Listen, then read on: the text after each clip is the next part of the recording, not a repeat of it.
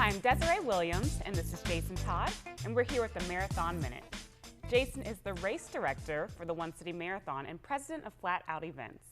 So Jason, I know we're now in the final push for the marathon, not only for runners, but also for volunteers. So can you tell us what it takes in terms of volunteer support to make the One City Marathon happen? Yeah, sure. So obviously an event this size, we couldn't do it without our volunteers, and we actually use around 800 volunteers for all of the events throughout the weekend. And you know, it really does start from the beginning of the weekend until the end. We have folks that help us set up, we have folks that help us at the expo with passing out bibs and shirts and welcoming everyone, and then from the start line to the finish line and really everything in between.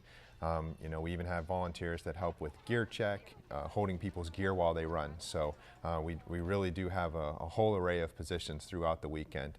You know, thankfully we've had a lot of the same volunteers come back from last year, many of the same water stations and folks in different positions, finish line especially, some of the areas where people really had a great time.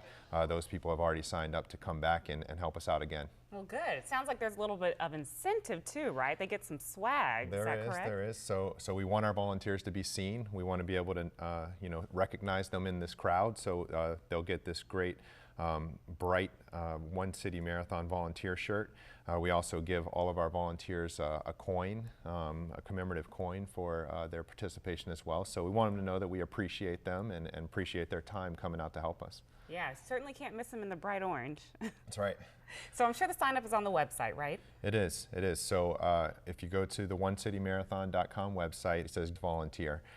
So once you're inside of the volunteer tab, you can click on the link there to get signed up, and it'll show you all the different positions on the volunteer portal.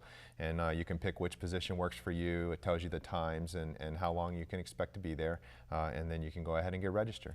So Jason, when they go to the website, you said for them to click on volunteer, and then we'll tell them how many people volunteer at each site? Yeah, so like I said, when you go into the volunteer portal, you'll see that there's different quantities of people we need for each job. Usually we need about 10 to 15 minimal at some of the different areas. So we're not just looking for one person. We want them to bring their friends and family, co-workers, make it a group thing, and you know, come out and get involved all together. Good. So I'm sure you know better than anybody as race director, but are there any specific spots where you really need a big push for volunteers right now? Yeah, well, as I said, you know, a lot of our returning volunteers have stepped up, and they've taken some of the water stations. Some of our sponsors, Town Bank in particular, you know, covers 2 of our water stations for us. We've got the community groups that are involved, the track club, the different churches along the route that had water stations last year. But some of the areas that we still have needs, we need help with the shuttle program in the morning. That's a big part of this event. So folks that are there in the morning helping to get our runners onto the correct shuttles and getting them to where they need to be.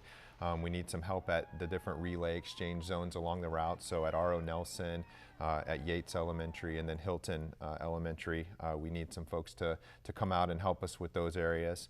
And then, you know, I think we still have some needs within the gear check and some of the other functions around the finish line. So absolutely, we have plenty of more space for volunteers and for runners too. All right, so volunteers and runners. That's right. Got it. Thank you so much for being here today, Jason. Thank you.